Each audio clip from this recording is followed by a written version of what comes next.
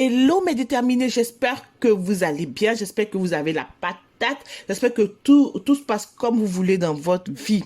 Voilà.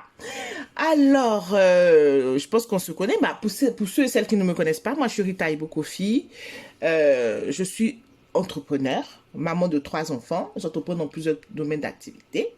Et voilà, voilà. Donc, ce qui fait qu'au quotidien, j'accompagne, j'ai un centre de formation, je suis à la tête d'un centre de formation déclaré, agréé en France, qui jouit du fameux Sésame Datadoc. Tu sais, c'est pas rien le Datadoc. Et au quotidien, j'accompagne donc les femmes à construire un business rentable. Et pour d'autres, je les accompagne à se bâtir une très belle carrière, de sorte à être les meilleures collaboratrices.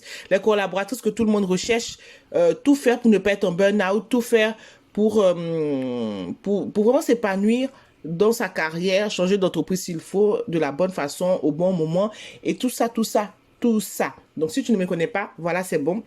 Les présentations sont faites. Tu peux aussi te présenter aussi dans les commentaires. Ça me va très bien. Je veux discuter avec vous dans les commentaires. Voilà, c'est ce que tu avais besoin de savoir, il me semble. Maintenant, aujourd'hui, on va parler de la restauration rapide. Pourquoi est-ce que je parle de la restauration rapide? C'est que il faut que je te dise une chose. Moi, j'ai goûté à l'entrepreneuriat avant même de goûter au salariat. J'ai fait du salariat dans ma vie. Voilà. Et moi, j'ai toujours fait. D'abord, j'ai commencé par le business. Et tu sais, en tant qu'étudiant, quand tu finis tes études, parce que j'ai commencé le business en étant étudiante, mais quand tu finis tes études, pour les étudiants qui sont venus d'ailleurs, il y a une partie qui s'appelle le changement de statut. Donc, tu dois chercher une entreprise pour... Bon, ça, c'était avant. Maintenant, il y a d'autres méthodes, un peu trucs. Donc, en fait, ce qui a fait que j'ai goûté au salariat, j'ai aimé mon travail en tant que dans les ressources humaines. J'ai vraiment kiffé. Je me suis vraiment pas trompée de domaine. J'ai ce truc-là de pouvoir jauger les personnes, les choses, mettre la bonne personne au bon endroit, mettre les bonnes procédures. Coller à la stratégie ressources humaines, à la politique de l'entreprise et tout. Ça, c'est bon. Mais j'ai pas aimé le salariat en lui-même. Mais progressivement, je me suis débrouillée de toutes les façons, en me cognant la tête partout, en glissant, tombant dans la boue, en essayant. J'ai essayé tous les statuts d'entreprise qui existent pour te dire le cognage de tête qu'il y a eu. Mais tout ça, ça m'a fortifié. Aujourd'hui, ça me permet d'accompagner des gens, de leur dire, tel statut par rapport à l'activité que tu fais, quitte dans ça. Ça va même pas t'arranger parce que je suis pas avocate ni expert comptable. Mais j'ai mon expérience terrain pour moi. Je suis une femme de terrain et ça, je le revendique. C'est pas comme quelqu'un qui avait rien à faire, qui a décidé de créer un centre de formation pour raconter des balivernes ou de la théorie aux personnes. Je sais de quoi je parle. Ça, c'est pour commencer. Donc, je te disais que j'ai commencé par le business de la nourriture. Donc, on a dit les métiers de la bouche. Bon, je faisais de l'import-export, de tout ce qui est produits, on va dire des produits d'épicerie exotiques et autres. Donc, je voyais 1 tonne de produits par mois. Voilà, c'était pas évident, c'était très passionnant et tout. En tout cas, j'en sais beaucoup. Et peut-être comme toi, j'ai commencé aussi à vendre de la nourriture aux personnes. Nous, on avait un local. Hein. On n'avait pas un local du genre où les personnes pouvaient venir. C'était un local où on avait toutes nos marchandises vraiment disposées. On livrait des choses aux grossistes eux-mêmes, parce que ça dépend de ce que... Il y a des produits où tu peux te placer comme grossiste et des produits où tu te places comme simple revendeur aux commerçants. Donc, on vendait aux commerçants, aux grossistes. On avait une partie avec les particuliers sous forme d'abonnement. Et au final, on était même on avait fait un petit service de conseil auprès des Pakistanais, Sri Lankais, Indiens, tu as tous ceux qui vendent de la bouffe exotique. Et comme toi, certainement, si tu es quelqu'un qui est vraiment attiré par la cuisine, si tu es passionné de la cuisine, parce que nous autres, on est passionnés de la cuisine. Franchement, si moi, j'avais pas fait d'études, je pense que j'aurais été cuisinière quelque part là-bas ou j'aurais fait ma petite entreprise de ménage. Je pense que c'est entre les deux. Voilà. Donc, je sais les enjeux qu'il y a derrière. Des fois, pour celles qui vendent à bouffer sans connaître tellement les règles, elles se disent, non, je nettoie bien ma cuisine et tout, je mets mon truc sur Facebook. Effectivement, ça marche parce que des gens vont t'appeler. Même moi, je l'ai fait aussi. Les gens vont te contacter parce que ta cuisine est propre visiblement. Mais comme, en fait, l'hygiène et la sécurité du point de vue commercial, quand c'est pour la consommation d'un grand nombre, c'est pas du tout la même chose. Et c'est ce que je voudrais te dire aujourd'hui. C'est pas du tout la même chose. Ça demande des choses différentes. Il y a des choses quand on va t'enseigner, tu vas dire, oh, non. Par exemple, un exemple tout bête. Quand tu veux préparer pour ta famille, qu'est-ce que tu fais? Tu enlèves la viande et tu laisses décongeler à l'air libre ou dans de l'eau, tout ceci. Mais au fait, non. Dans la restauration qui va être commerciale, tu dois laisser décongeler au frigo. ça prend plus de temps pour se décongeler. Et c'est pour ça que tu dois mettre genre 48 heures avant de cuisiner. Tu vois, il y a beaucoup de petites choses comme ça parce que les contrôles maintenant, ça ne connaît pas. Alors, je vais faire une autre vidéo sur les contrôles. Hein. Je préfère en rester là parce que moi, j'aime beaucoup digresser aussi. Je préfère en rester là et tout. Du coup, oui, retournons à notre sujet concernant la restauration rapide. Voilà, donc c'est un domaine un domaine qui avance tellement vite. Tout a triplé, les chiffres ont triplé depuis 10 ans. Tout le monde aime la restauration rapide. Avant, c'était vraiment un cliché de dire oui, la restauration rapide, malbouffe. Mais maintenant, il y a plusieurs chaînes de restauration qui sont sorties. Ils sont très branchés healthy et tout. Tout est vert. Même si tu vois, les écriteaux sont verts dedans, tout est vert. Il n'y a que des salades, il n'y a que des sandwichs avec plein de salades et tomates qui débordent et tout. OK? Donc maintenant, là, voilà, cette stigmatisation n'a plus lieu d'être. Donc, allez, vas-y. Tout dépend de ton concept, fonce. Voilà. Donc, qu'est-ce qu'une restauration rapide? Bon, en tout cas, pour parler brièvement, c'est le fait de faire à bouffer et qu'il y ait un comptoir et que les personnes viennent chercher leur bouffe ou bien que tu leur livres, mais tout ça dans des conditionnements jetables, ok? Voilà, c'est ça qui les différencie des autres restaurants, les conditionnements qui sont jetables. Voilà.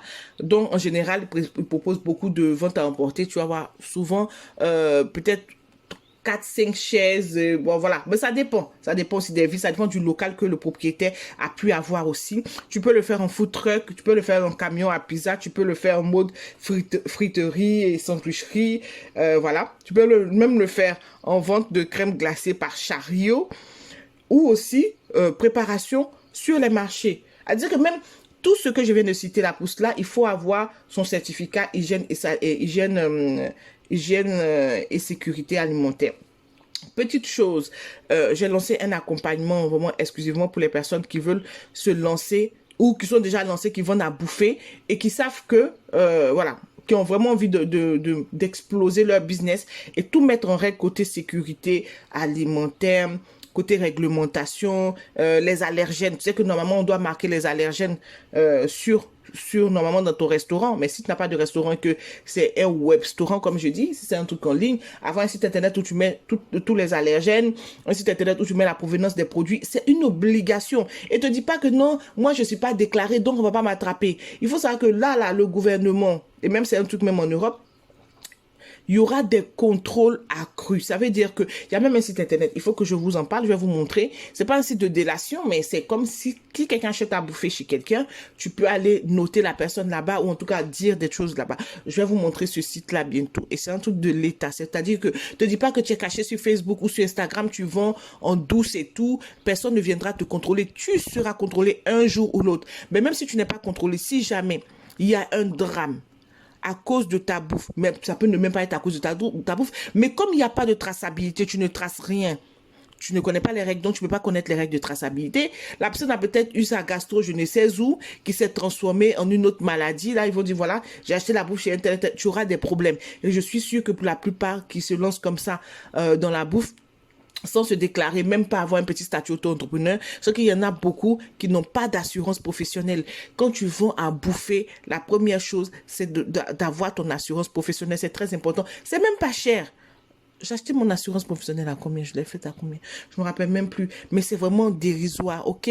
Bon, si vous voulez, je vais vous faire une autre vidéo sur les assurances professionnelles et vous donner le numéro d'une personne, l'assureur de ma vie. Je l'ai trouvé, l'assureur de business. Mais vraiment, je l'ai trouvé. J'ai trouvé aussi l'expert comptable aussi. Mais il est cher. Je cherche encore. Je vais trouver une bonne personne comme ça pour venir vous donner, pour que vous puissiez ne plus vous casser la tête. Ok. Donc c'est ça, au fait, la restauration rapide. Et aussi, il y a aussi les salons de thé qui sont concernés. Voilà. Je ne vais pas vous donner le code APE plus que il y a des personnes aussi qui ne sont pas de France, donc on va pas leur casser les pieds. Maintenant, la nature de ta restauration rapide en question. Est-ce que c'est artisanal? Est-ce que c'est commercial? Écoute ça. C'est artisanal si c'est toi-même qui fais tes repas. C'est-à-dire que c'est toi-même qui fais ton pain, tu découpes tes salades, voilà. Bon, là, je parlais dans le cas d'une sandwicherie. Mais dans le cas par exemple, imaginons si tu fais, bon, bref. En gros, c'est toi-même qui découpes tes choses, c'est toi-même qui prépare tous tes trucs. Là, c'est artisanal, ok?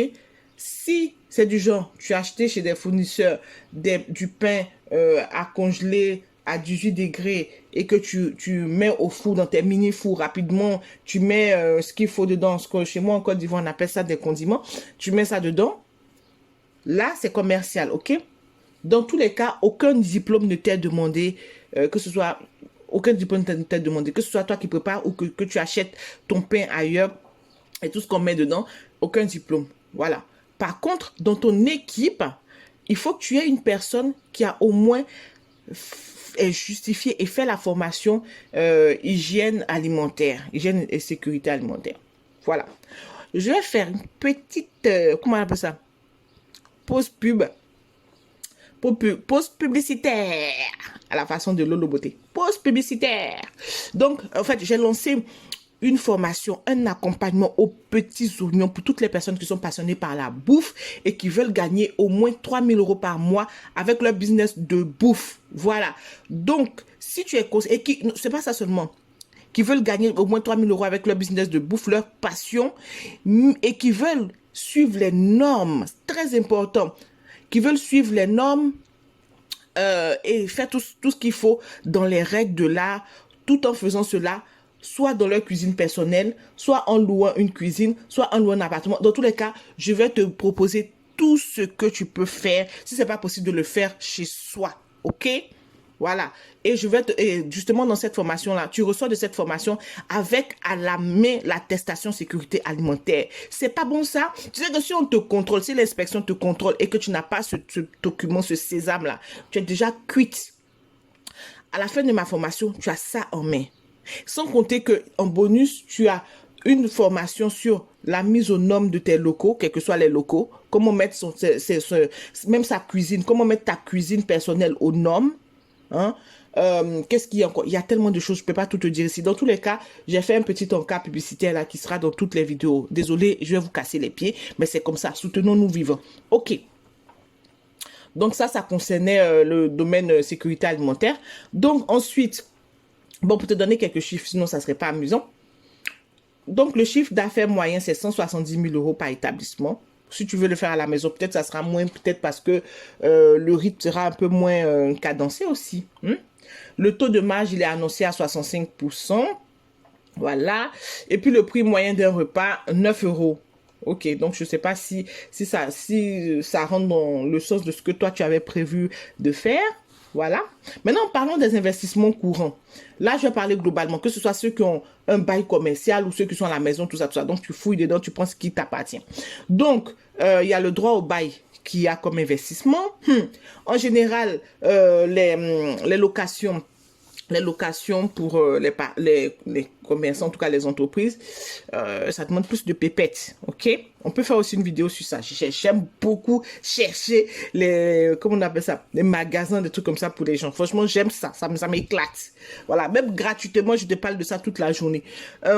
L'agencement et l'aménagement du local, ça aussi, ça va te prendre de l'argent. Ça, c'est pour ceux qui accueillent du public, hein. Tu peux avoir aussi loué un endroit en mode click and collect simplement. Ça n'accueille pas le public. Donc là, tu sais que tu n'as que tes trucs de cuisine à mettre et puis un coin pour se reposer, pour s'asseoir, un petit coin pour se changer. Hein? Voilà, ce genre de choses. Après, il y a les équipements de la cuisine à acheter, l'équipement du bar, si tu es du genre à recevoir du public. Donc, c'est pour ça que je dis, chacune choisit dedans ce qui l'intéresse. Il y a la caisse enregistreuse. Bah, si tu comptes faire ta bouffe depuis la maison ou depuis une cuisine en location, donc ça veut dire que tu n'as pas ton public qui va arriver là-bas. Les gens, ils vont payer par Internet. On est d'accord, au moins que tu sais qu'ils vont payer par Internet. Toi, il te faut juste de bons moyens de paiement qui ne lâchent pas, qui te laissent pas en route. Et t'as pas besoin de caisse enregistreuse. Et de toutes les façons, je t'encourage pas du tout à toucher l'argent en espèces. Tu vois, ça, c'est dégueulasse. Vous savez qu'on ne lave pas l'argent. Il y a des personnes qui vendent à manger, ils servent, ils prennent l'argent. Même ils ont des gants, mais le même gant là prend l'argent et le même gant prend un autre sandwich. Bon, franchement, on marche sur la tête. Non mais, allô, quoi. Ok. Donc, c'était ça. Tu auras aussi le mobilier, la décoration, l'enseigne et tout le stock de départ. Donc, si tu fais ton truc depuis la maison ou dans un coin où tu n'accueilles pas du public, tu vois que tu n'as pas... t'as pas forcément tout ça à faire. La décoration, non. L'enseigne, non. La caisse, non. Tu vas juste prendre de bons moyens de paiement. On en reparlera. les équipements de cuisine, oui. Le matériel de nettoyage, ça c'est clair que il te faut du nettoyage, des produits de nettoyant spécial cuisine, ce spécial, comment ça s'appelle? J'ai oublié le nom. Mais spécial, quelque chose alimentaire pour dire que compatible, quoi. Voilà. Que vraiment, si un truc, on sait jamais, tu poses ton truc quelque part, que ce soit pas comme si la personne a bouffé de l'eau de Javel. Voilà. Maintenant, parlons des dépenses courantes. Ah, ma vidéo est en train d'être longue, tout ce que je déteste. Parlons des dépenses courantes. Tu vas retrouver le loyer commercial, si tu les achats de denrées alimentaires, boissons, dépenses d'énergie, l'entretien des locaux, très important, les salaires, si tu as des personnes qui t'aident, ou des auto-entrepreneurs qui t'aident, c'est toi qui choisis, hein, mais bon, choisis la bonne voie, ma fille. Tu as la vie et la mort devant toi. Dans un début, va pas salarier quelqu'un. J'espère que, bon, après, tu fais comme tu veux. La communication et la publicité. Voilà les choses comme ça. Voilà.